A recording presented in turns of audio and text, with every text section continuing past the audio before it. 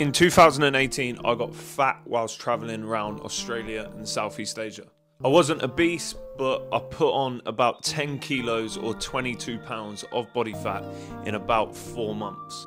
And in 2022, I spent around 5 months in Southeast Asia, and this time, instead of getting fat, I actually got leaner. That was without dieting or spending a lot of time in the gym, and here's the exact way that I did it. I'm going to give you 7 simple, actionable steps that you can take to get lean or stay lean whilst you're traveling around, so you can enjoy yourself, feel good in yourself, and not gain loads of fat like I did. Step number 1 is walk instead of catching taxis or public transport everywhere. What most people don't realize is walking can be your biggest calorie burner, especially within the things that you actually have control over. It doesn't make you hungry like other forms of exercise can, and it's a good way to see new places and experience new things along the way. If you're in a hot place, I would do this earlier on or first thing in the day, as if it does get too hot, you can then lean on a taxi or public transport instead of walking around in the heat. What I find is walking actually leaves me feeling better for the day ahead,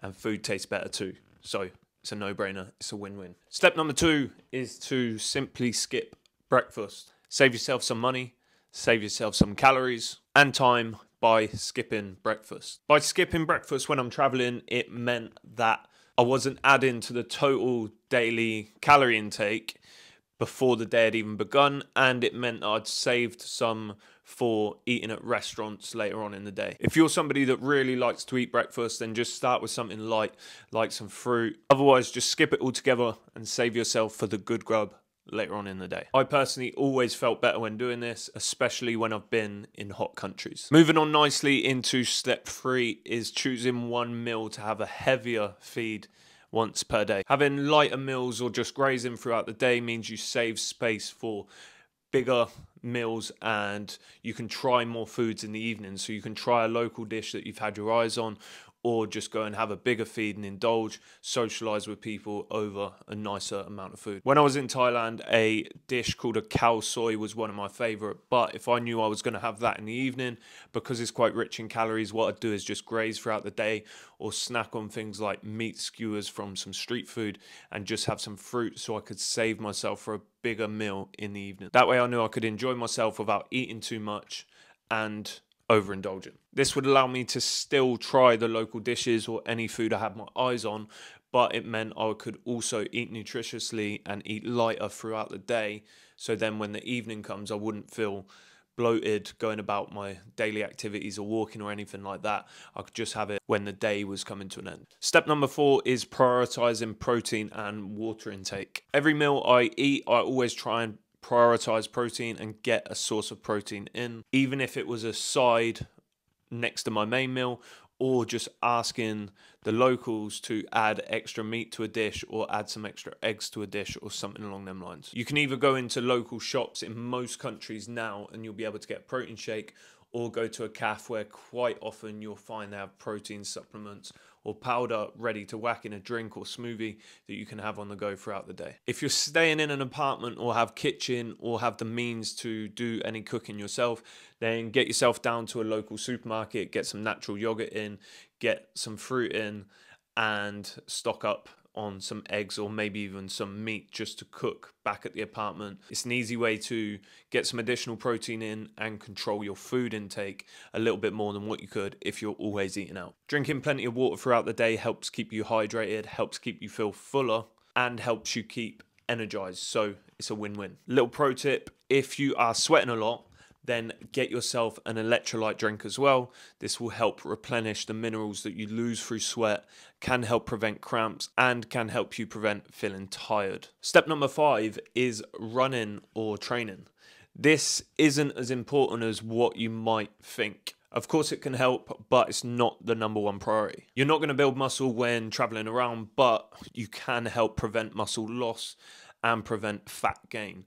What I suggest is training 2 to 4 times a week and just ticking over to prevent any muscle mass and help you feel good. On your training days, do it in the morning so it can't be missed and it's not at the back of your mind. Do something short, simple yet effective, and give yourself the minimum effective dose that you're going to need to be able to maintain or slow down the decline of any muscle loss or fat gain. All you need to do is do a simple bodyweight session at the local park or a full body session at the gym.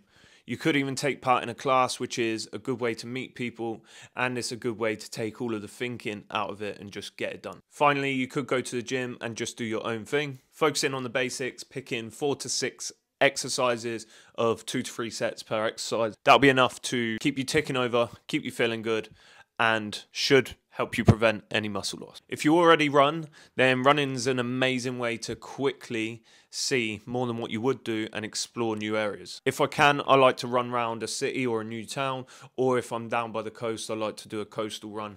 That way you just feel good, you take in the scenery, and you see a lot more in a short space of time, and you feel good for it after. If you don't run, then you could start with a shorter, slower run, but it's important not to put pressure on yourself whilst traveling. There's a time and a place for that, and this isn't your goal when you're out exploring new places. It can wait till later. Step number 6 is to minimize alcohol intake. I like a beer, and socializing when traveling does often involve alcohol, but it doesn't need to be the whole purpose of the trip or of every time you socialize. In 2018, when I was traveling, I was drinking at least 5 nights out of 7. Whereas in my more recent travels, I was drinking more like 1 to 2 times per week, sometimes not even for a week or 2 at a time. And even when I did drink, I always aimed to not drink excessively unless there was a night out, I was feeling it, I was having fun, and I just decided to go for it. I wouldn't turn a drink down if I wanted it, but I was no longer having 1 to 2 beers when chilling throughout the day, over lunch, every meal.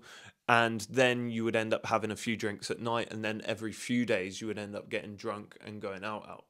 So all of them things quickly start to add up. So just reducing my alcohol intake to when I really actually wanted it made a big difference. And it was a recipe for feeling good rather than a recipe for feeling not so good in myself. It also starts a bit of a negative loop where you drink, you have less energy, you want to do less, you crave certain foods, and then when you eat them foods, you feel worse, you gain fat, you feel less like training, you end up drinking more because you're bored, because you're not feeling as good, so then it goes round and round. Choose your battles, drink when you want to drink, but just try not to drink excessively if you want to feel good in yourself and not gain too much body fat. And finally, step number 7 is to not stress about your appearance. Being completely transparent, in 2018, when I got a little bit fluffy around the edges, I still had an amazing 4 months, and actually they're some of the best memories of my whole life. Even though if I was to do it over again, I would be more mindful of my alcohol intake and moving more, and my food intake, I wouldn't change the memories that I've got or that I made in that time.